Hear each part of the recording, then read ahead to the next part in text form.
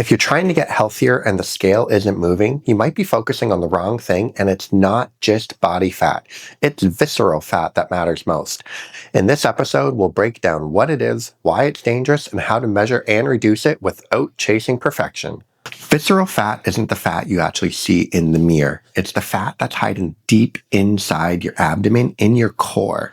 This fat is actually wrapped around your organs, so your liver, your pancreas, your heart, your intestines. A little bit of it is actually healthy. It insulates our organs. It keeps us warm. But unlike subcutaneous fat, which is the stuff you can see, touch, and grab, this visceral fat is what we call metabolically active. It releases inflammatory mediators. These are things that actually create inflammation. And these are things like IL-6, TNF alpha. These drive inflammation in the body. So let's actually dive into how this actually occurs. One interesting thing you may not be aware of is that you actually don't create more fat cells. We have a set number of fat cells in our body, and our fat cells will shrink as we lose weight, and then they will swell and get bigger as we gain weight. So visceral cells, when they get too big, or when we gain visceral weight or visceral fat, the fat cell swells. And it's the swelling of this cell that puts stress on the cell. And when that cell becomes stressed, it releases these cytokines, TNF alpha, IL-6, that are calling for help. And that brings immune cells or macrophages to it. The thing with this is it creates more free fatty acids floating in the bloodstream. Visceral cells are directly attached to the portal vein, which then goes to the liver, which means all these inflammatory molecules, all these free fatty acids are being shunted directly to the liver, and then the liver has to deal with it, which is why it can cause fatty deposits in the liver, which is actually liver damage.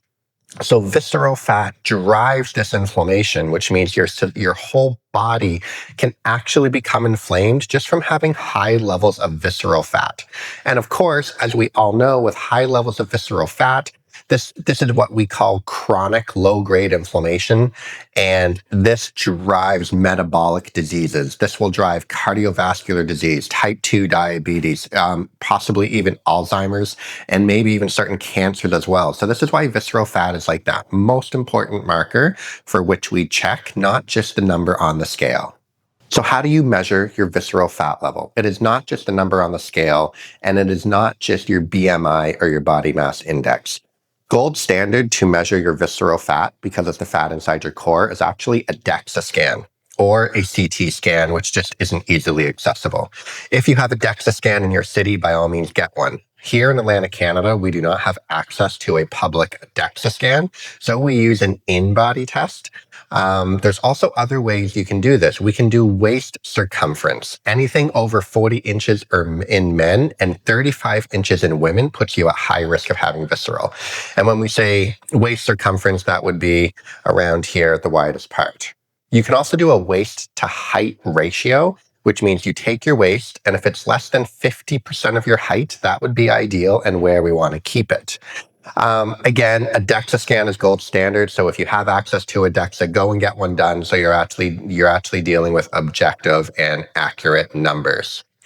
Currently, we use an in-body 770, which measures our visceral fat in square centimeters. Anything under 100 centimeters is where we want to be, but for optimal, I actually aim for my patients to be anywhere between 50 to 70 centimeters. I'm currently sitting at 73, so I got a little bit of work to do to get it back down into the healthy range. So how do we gain visceral fat? It's actually not just overeating or having too many calories. There are certain things which will drive visceral weight gain. Number one is poor sleep quality. If you are not getting enough hours of sleep, or your sleep is disrupted, you're drinking alcohol before bed and it's messing up your sleep, that will actually drive visceral fat and cause those fat cells to swell.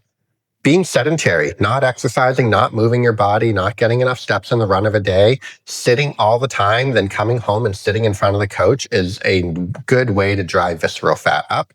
And also genetics can play a role. However, genetics does not mean you are guaranteed to get it. It means that if you don't do anything, generally you will head that way.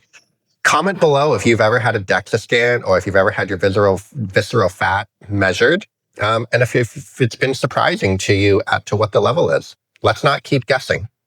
The good news here is that visceral fat actually responds really well when you take targeted actions. So, things we actually want to do to attack visceral fat. We want to improve our insulin sensitivity. This means let's cut our sugar down. Let's cut our refined carbs down. Let's eat whole foods. Let's get our protein in with every meal. Even introducing intermittent fasting, a minimum of a 12 and 12, 12 hours fasting, 12-hour eating. However, if you're pro-inclined, you could actually do something like a 16 and 8. So 16 hours fasting, your first meal at noon, and make sure you finish eating by 8 p.m. that night. Something like that also helps reduce visceral fat. Building your aerobic base. Let's get into some zone 2 cardio, nothing crazy. Let's just get walking every day. This will actually help attack visceral fat as well. Lower cortisol. Let's make sure we get 6 to 7, maybe 8 hours of sleep every night. Let's try and sleep through the night. If there's something waking us up, let's try and dig into that. Ask for some support, ask for some help. That will help lower your cortisol and manage your stress. And then, of course, building muscle. Building muscle helps protect against visceral fat because muscle is the sink that you can dump all the carbs and sugar into, and it burns it up as opposed to storing it. So those are the things which can really help how to reduce your visceral fat, just to name a few.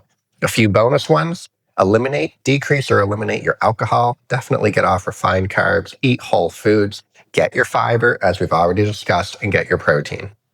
Of course, optionally, there are a few supplements which have been shown to be beneficial, mostly in the terms of metabolic health, and that comes at targeting blood sugar. Berberine has been shown to be beneficial. Inositol has been shown to be very beneficial, and also some magnesium can be beneficial as well. So if you are needing extra support to bring that visceral fat level down, these are the 3 things that we would recommend if needed at appropriate doses. Visceral fat is one of the most important biomarkers you can manage on your own. If you want to improve your health span, definitely start here.